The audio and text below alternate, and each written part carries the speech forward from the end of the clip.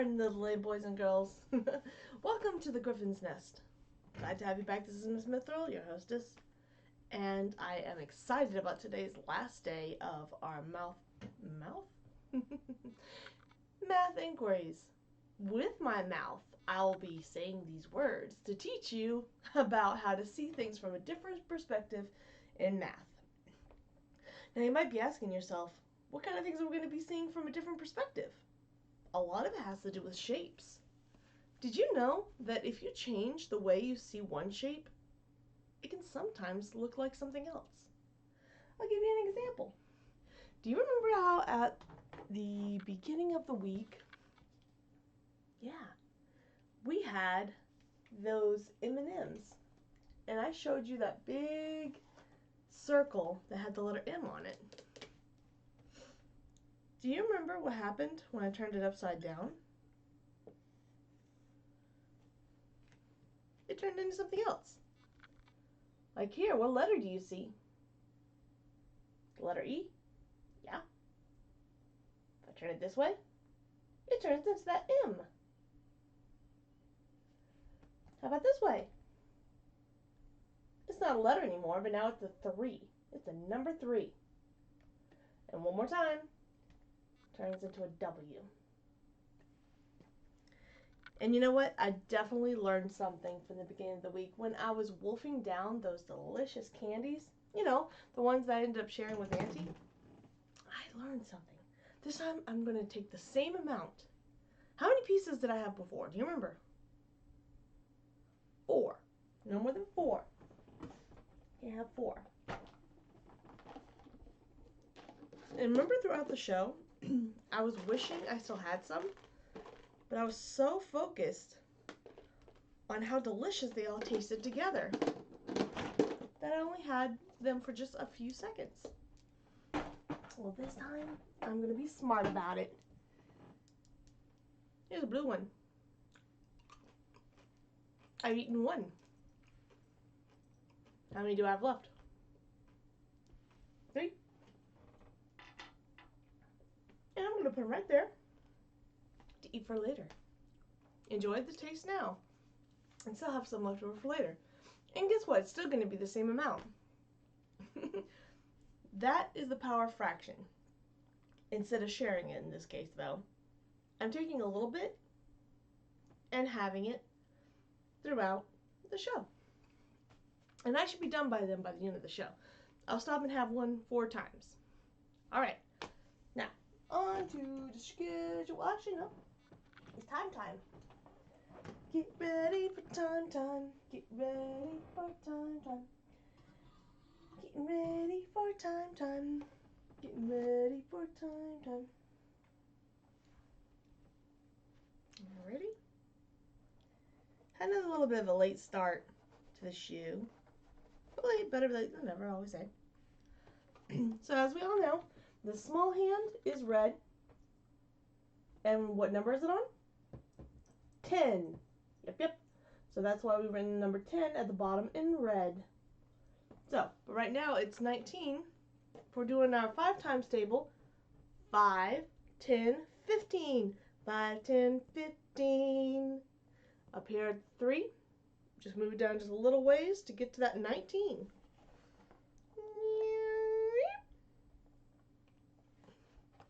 And that indicates that it's 10, 19. It's 10, 19.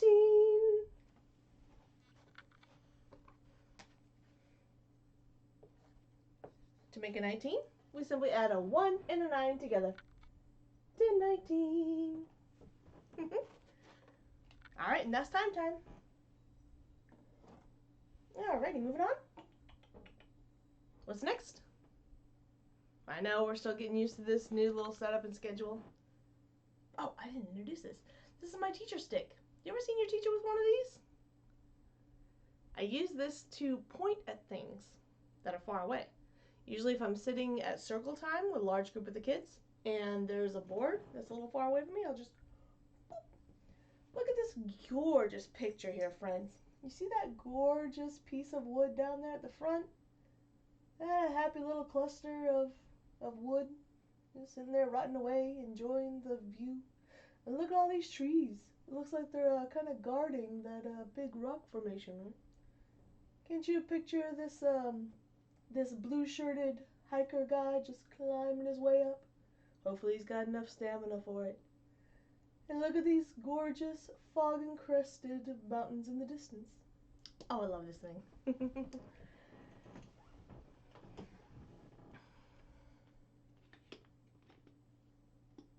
So first step on our schedule, it is, whoops, let me fix that. Some of my letters started getting scattered. Story, then fun, and then our tale. And right now it's about to be story time. So here we go, putting the marker, boop, into the square next to story. And I'm going to turn that into something else one day, I promise. Promise. Excuse me. Speaking of stuff. Okay, this is a very special book, guys. It's small. It's a very special book. I'm going to have to scooch up closer and make it now you can see it. Uh-oh. Yep. Nice and close. Alright. So this story is called Spin. And it's called Spin because check this out.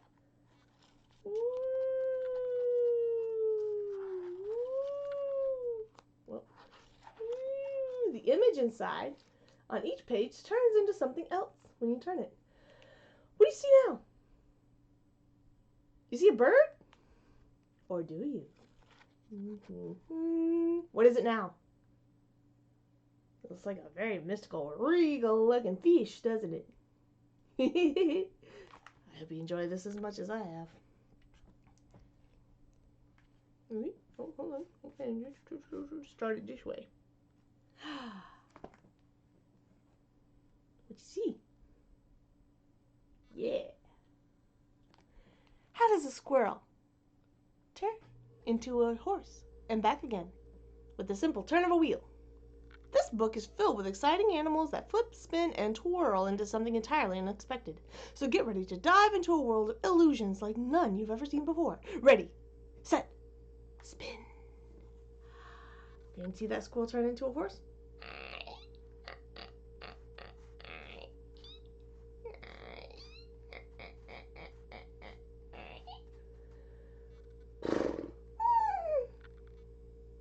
You see that?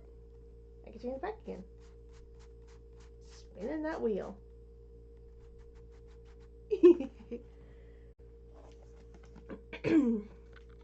Birds soar high and above the sea, gliding on the ocean breeze.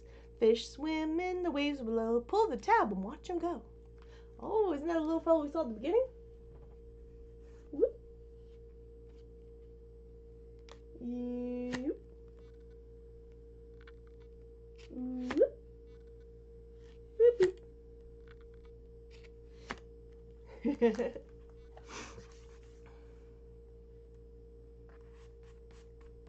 Let me fix this one.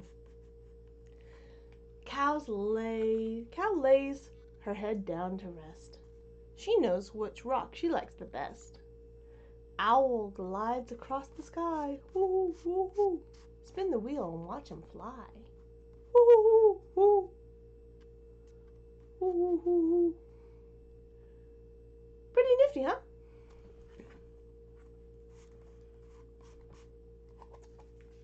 Oh, this is a real good one. What you see here? A frog. Frog finds a pond to cool his feet. What a great place to beat the heat. Moose walks down to take a sip. Pull the tab to see them flip. It's the exact same picture, just upside down.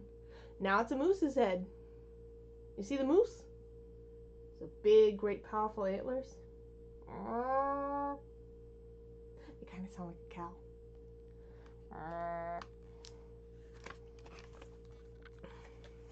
Ooh, what you see here? What animals do you see? That's right, it's a monkey. Can you make a good animal noise? Sound like a monkey? Let me hear you.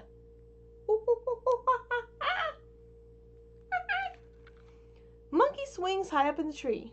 Turn the page and you will see. Oh, this one we gotta turn the page to see what's going on. Whoa. The monkey turned into a duck. Duck is going for a swim. The water's warm, so come on in. And that's the last of the page. Bit of a short book, but oh my gosh, it's so much fun. My students have absolutely adored it. Uh-oh. Hey, what's going on here? Hey, here comes trouble. It's Auntie.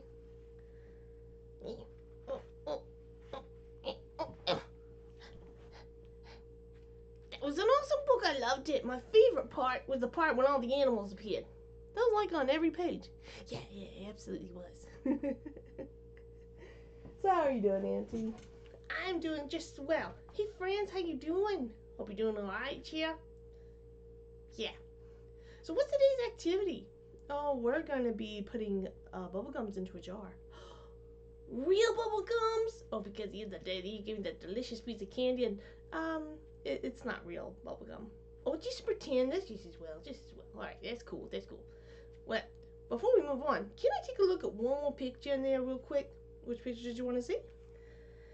Let me take a look at the monkey. He's in there somewhere. Oh, there he is. Alright, folks.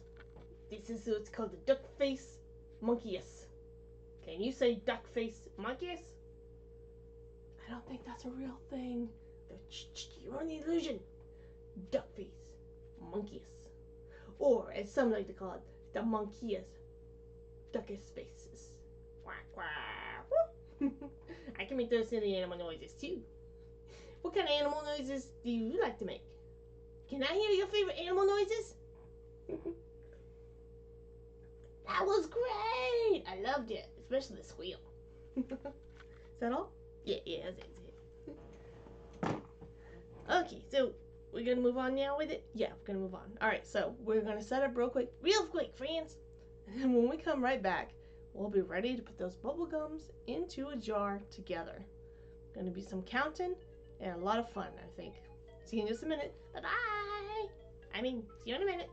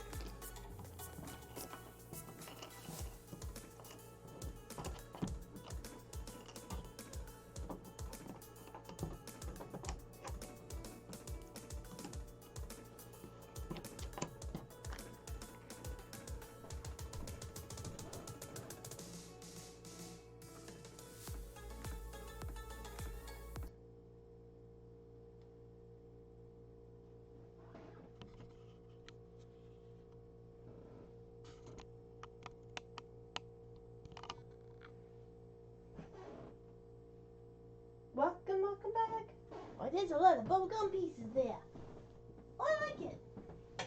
So first we have to draw our jar real quick. And we're going to take care of that. What color is it going to be? I'm going to make it black just so it's easier for it to stand out and be seen. That's right, kind of like in the theater. Anything with a black environment makes whatever's inside it easier to see. Alright. You know what I didn't do? I didn't turn the spinner around. Oh, that should only take a second. You ever seen one of these spinners before? Simply have to push the center. Careful not to break it, because this one's just made out of paper. Put it in backwards. And pop it back into place. We have our spinner. These are going to be our bubble gums. They're going to help us add up. Here is our jar board. Make sure I can get some of that lighting fixture. Been trying to work on the lighting a little bit, and I think it's getting better. Here's the inside, the mouth of the jar. Whoop. Now again, if you were to look at something from a different angle, you make a circle a little bit more flat. Then you have the opening of a jar.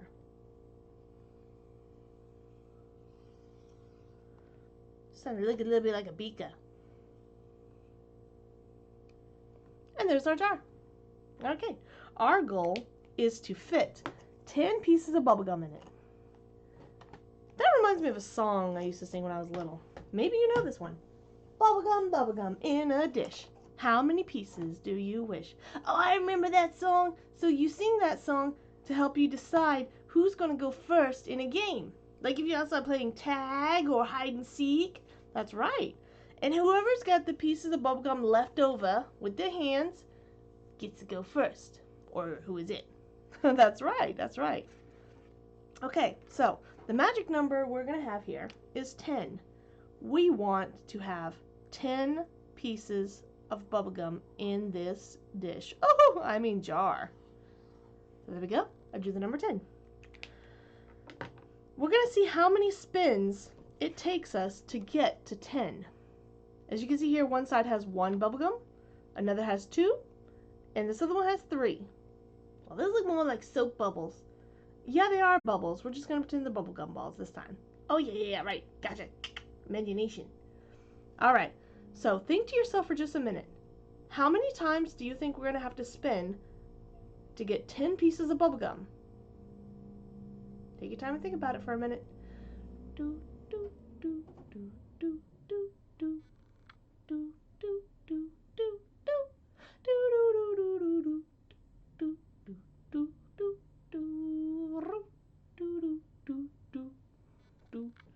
do, do. Auntie, do you want to help me? If you're thinking about it, do you want to pick the number? How many times do you think it's going to take for us to spin to get 10 bubblegums? I'm going to guess 6. All right, so we'll take the number 6, and we're going to write it right here. All right, we're going to see if it takes 6 times to spin. First time to spin. You know what? I can reach it, but why not use my pointer just for fun? Here we go. We're going to use this pointer and spin it. Whee! All right, the spinner landed on 2. So we're going to pick 2 bubblegums. A yellow one. And a white one for some reason. Oh, the white bubble gums. Those are like those Ifernauts. Ifernauts? Oh, it's a bubble gum that when you were little, sometimes they would all be white. I'm sure you couldn't tell which one was. But you would take one and it might be really, really hot. Or it might taste like bubble gum. Oh, that sounds like a game. It's a lot of fun. So the first one who would have the spicy one would earn a point. And then whoever had the most points lost. Oh, that's unexpected. Yeah, but it was tons of fun to watch your friend's face go up in flames. Hot, I need water. 3. 1, 2, 3. All right, so we're going to add 3 more. I got a purple one right here. And a pink one. Well, I got that backward. I put it in backwards. How many? Whoops. How many do we have so far? 1, 2, 3, 4. All right, so that was 2 spins. I'm going to put a little tally right here to indicate how many times we're spinning. 2 so far. So do I win something if I get it correct? You get my appreciation. Absolutely. Sounds great. Woo! All right, so next spin. Here we go. 1. What color do you want to pick, Auntie? Oh, how about the green one? Yeah, we got a green one. Boop. How many do we have now? 1, 2, 3, 4, 5. All right, and that took 3 spins. Oh no, it's getting close. If I go over 3, I lose. Is it fun? I think it's a little fun, yeah. Not bad. Only 1? Yep, only 1 bubble this time. Which one? The blue one. It's the only blue one we got. Careful with the blue. So now we have 6. 1, 2, 3, 4, 5, 6. And we have spun 4 times now. Alright, so we're going to put that little 4 right there. Boop. Alright, we're going to spin it again. Ready? Alright, come on. Lucky 5. 2. 1, 2. Alright. How about a red one and a brown one? Maybe it'll taste like chocolate. Chocolate bubblegum? Yeah. Alright. Huh. And that makes 5 tries. 1 more to see if Auntie is right. How many total we got? 1, 2, 3, 4, 5, 6, 7, 8. Okay, so if it lands on a 3, it counts. Oh, okay, I was about to ask. But if a 1, I lose the game. All right, well, let's see if you're right. 3! 3 bubble gums! You can pick them this time. Why, thank you. Pick an orange and a yellow. And, ooh, I got a silver one because mithril is kind of silver and purple at the same time. Let's count them, friends. Ready? We might have more than 10. 1, 2, 3, 4, 5, 6, 7, 8, 9, 10, 11. Indeed, we do have more than 10, but we did reach our goal. There was just barely room for 1 more, huh? Absolutely. And that's the bubblegum math game. All right, see you back in just a minute at the chair, and we will continue with our next activity.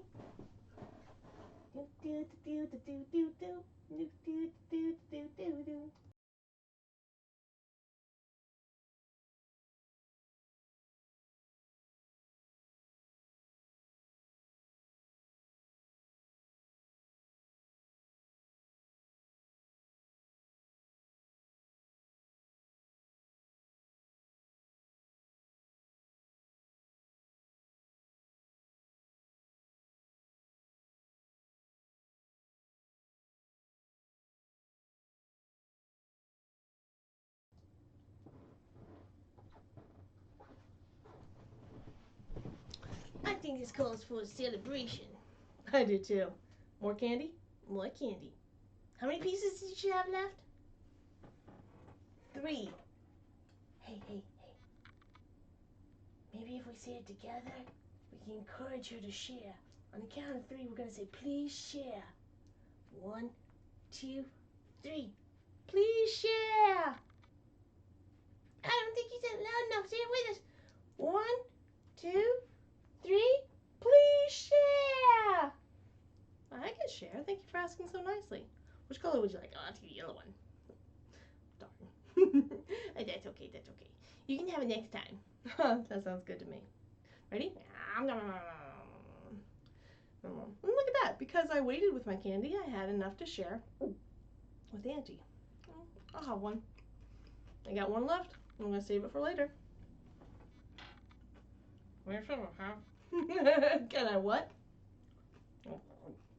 Can I share half? No, we'll see. Well, before you move on to the next activity, I got a joke. Oh, here we go. Why didn't the 2 4s want to eat dinner? Because they already ate. How do you make 7 even? Wait. 7 even? Yeah, how do you make it even? 7's not an even number. Oh, sure it can be even. How you figure? Well, do me a favor. Can you write the word 7 for me? Yeah, I can do that. Sure. What are we going to use? We need the board that we used before? Yeah, I guess we could do that. Alright, there goes all the bubble gums. Alright, get rid of that chart there.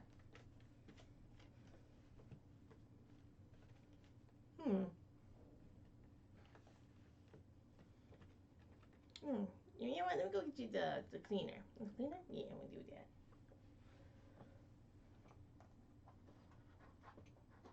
Oh, got it? Thank you. Thank you. Thank you. Oh, much better. Much better. Alright. So, it's going to show us how to make 7 even. Okay. Write the word 7. Alright, well, here's how to write the word 7.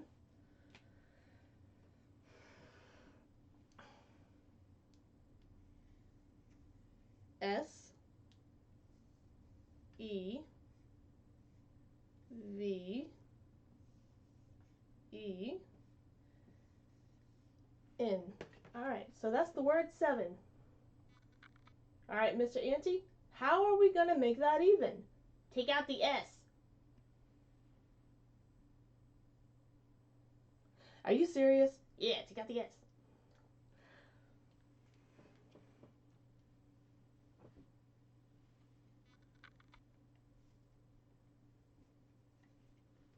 What do you know? We made 7 even. Good times, good times. Huh. E-V-E-N spells even. Without the S, that's 7. Or with the S is 7. How about that? Okay, that was pretty clever. That was pretty clever. Let's clean that off for next time. All right. So, we did our story, and we had moved on to our fun activity.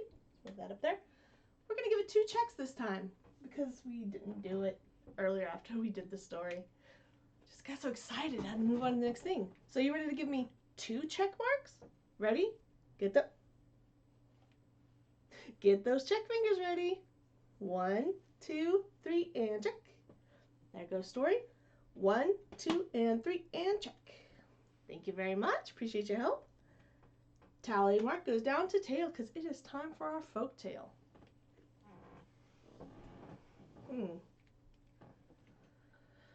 We're not doing bad on schedule time.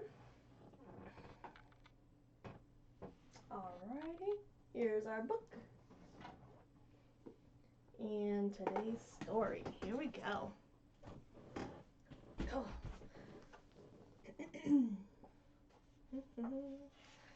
I'm gonna have to think of a new book for us to get our stories from. I've really enjoyed holding up this book, showing you the pictures. I love the way it feels. Kind of has like this almost grainy, small bumpiness to it. We may have digital books or books that we listen to only with our ears and use our imaginations to see the pictures, but there's nothing that beats a good book. Today's story is The Girl Who Weaves by Night. Ningye village is on the edge of the city of Mahasrakam, but many years ago when this story takes place, there were no villages or any cities there. There were just 2 houses by a canal.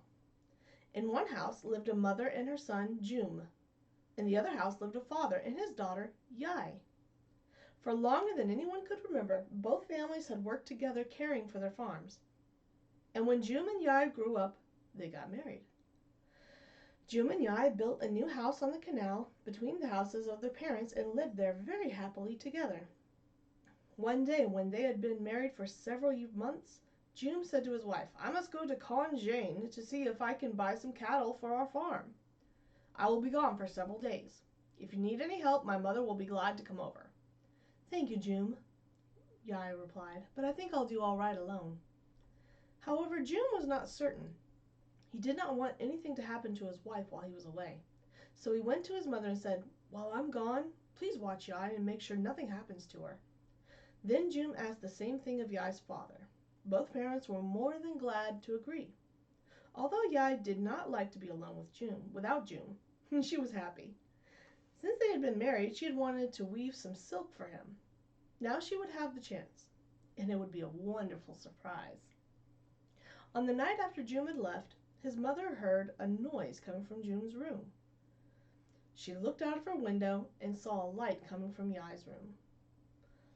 The sound seemed to be coming from there too, and she wondered if Yai was all right. And the next morning she asked, "How are you doing?" "Yai, living alone."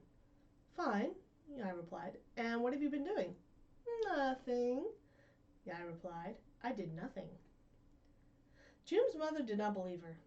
She had heard the noise and seen the light burning all night, but she could not say anything. That night again, she looked to June's house.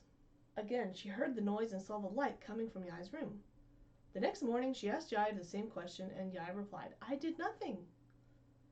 Every night that followed, June's mother saw and heard the same thing, and every morning Yai gave the same answer.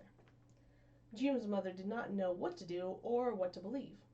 She knew she had to find a way to see what Yai was doing. The night before June was to return home, she went to the house and peeked in through a crack in the wall. Yai was sitting in the middle of her room weaving silk on a loom. "So that's it," she thought. "Yai wants to surprise June. Oh, she could have told me. She can trust me to keep a secret." June's mother was about to step away and return to her own when she noticed something very strange. When Yai needed more thread for her loom, she did not pull it off a spindle. It seemed to come right out of her mouth.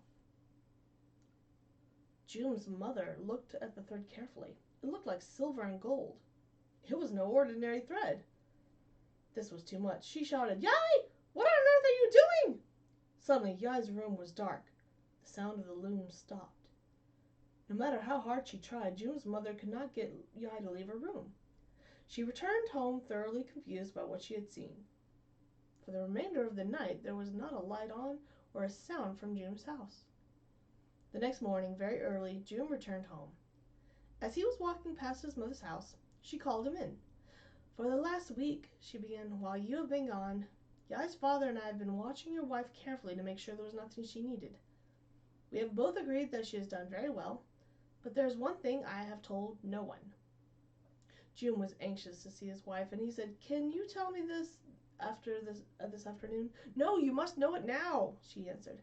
Then she told June what she had seen.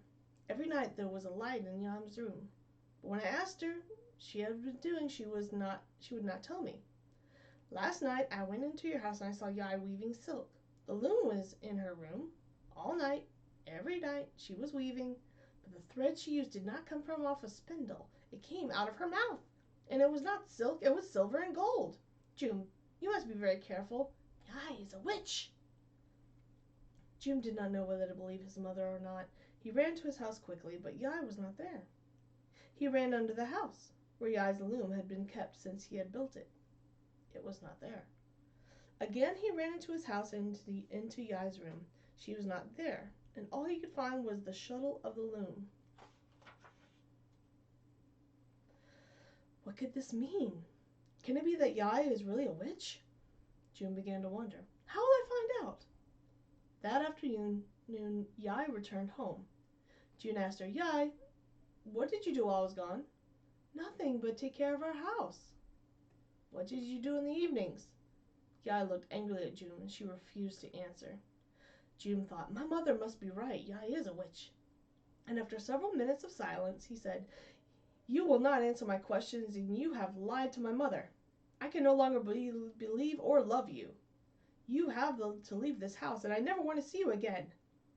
Yai was very sad, but she did not show it, nor did she cry. Slowly and silently she walked out of the house.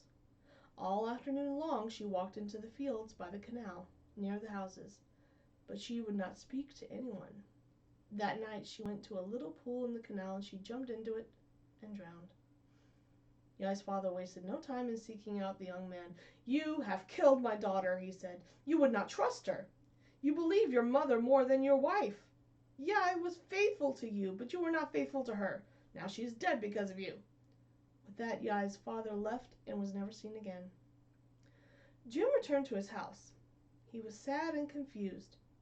He did not know who to believe. We have a picture real quick. Sad Yai, looming and weaving. She does look very sad indeed, doesn't she?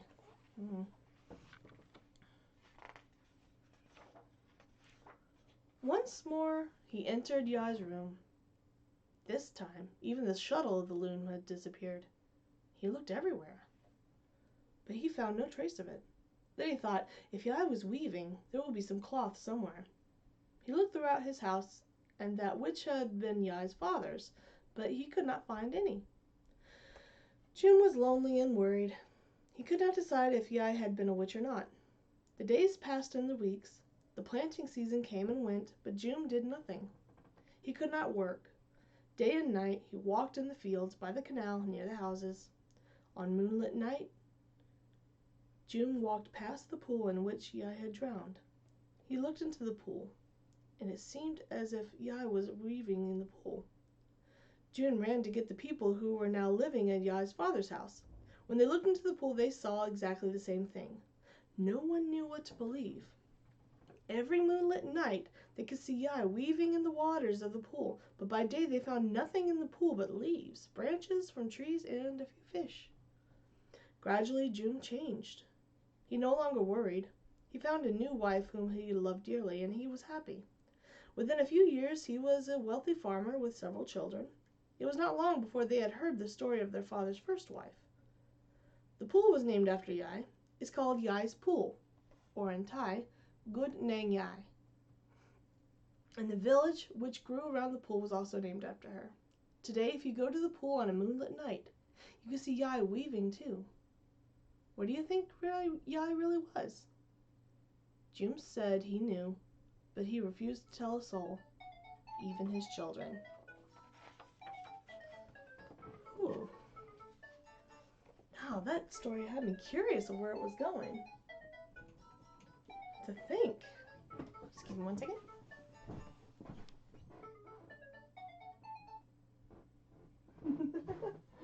To think that she had done something so mysterious, and he said that he didn't love her anymore and he couldn't trust her. It's a bit of a sticky situation, I'd have to say. Sometimes we're just afraid of things that we don't understand. But it takes real courage sometimes to really understand what it takes to try to understand those things. To tell ourselves, this world's going to have things that we don't get right away, that just don't make sense. But you got to decide for yourself if it's worth running away from or running towards with courage. At least in this case, in the name of love. All right. Got our one last thing to do after I eat my last piece of candy. Check off the tail and check the time, and we'll be on our way. There it is. Ready to get that check fingers off for me? Here we go. You gonna help me? 1, 2, 3, and check. All done for today. And what time is it? Let's see, the time says 10:55. Oh, that'll be easy to point out. 55 is 2 5s.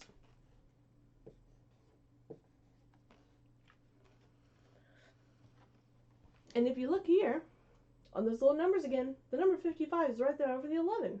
So that's where I'm going to put the big blue hand.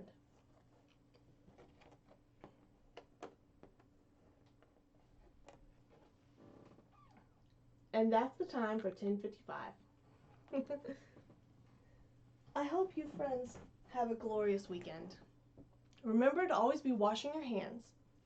Laugh as much as you can. Eat healthy foods. Drink lots of water. And most importantly, just keep busy and have fun. I'll see you next week, friends. See ya. Take care. Bye.